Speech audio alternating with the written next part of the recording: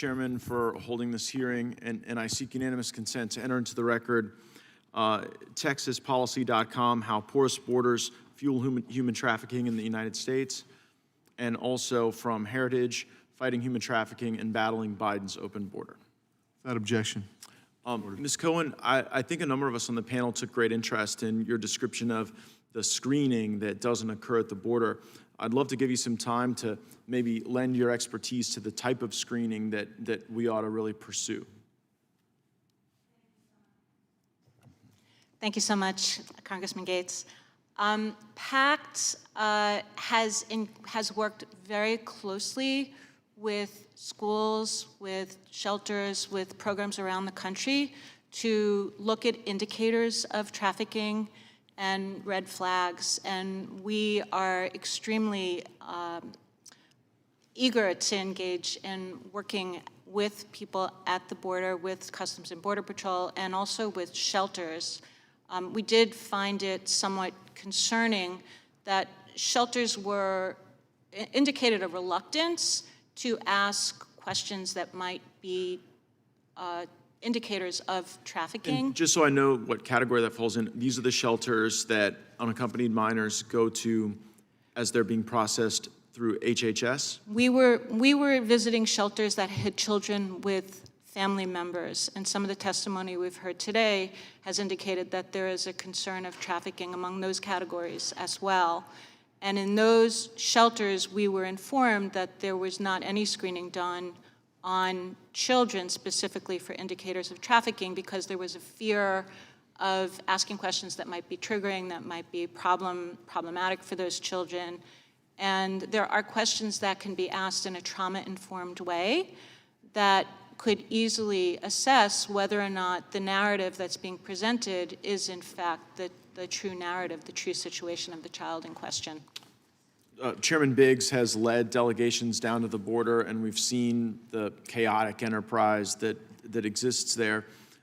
Could you give us a sense of how long an effective screening could take that was trauma-informed and that was effective at determining if there's a way to uproot some of these networks? I think the questioning can be done fairly quickly if there's certain indicators that might appear immediately that could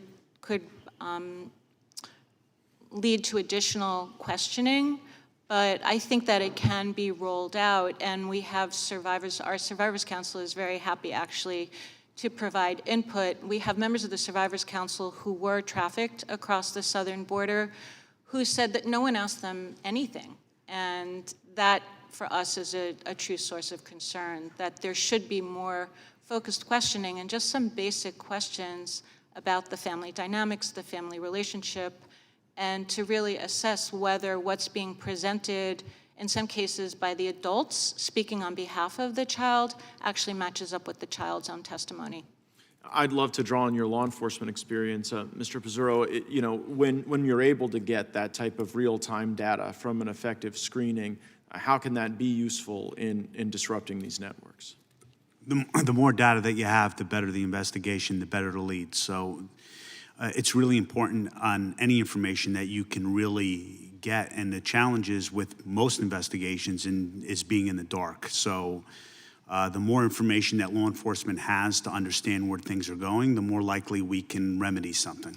We have all different layers of law enforcement working on this problem. Where have you seen it be most effective?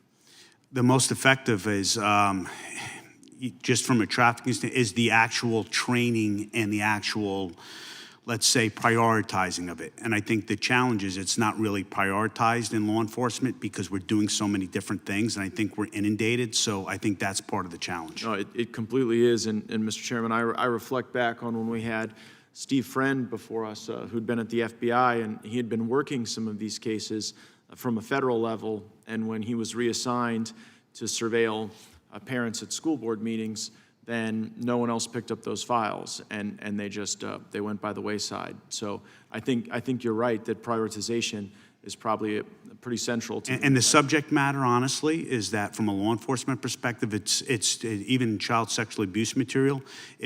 We don't want to know. So law enforcement generally doesn't really spend that much time doing that. So It's underfunded, there's less resources, and that comes from the agencies itself. No, thank you for your testimony. I yield back. Gentleman yields.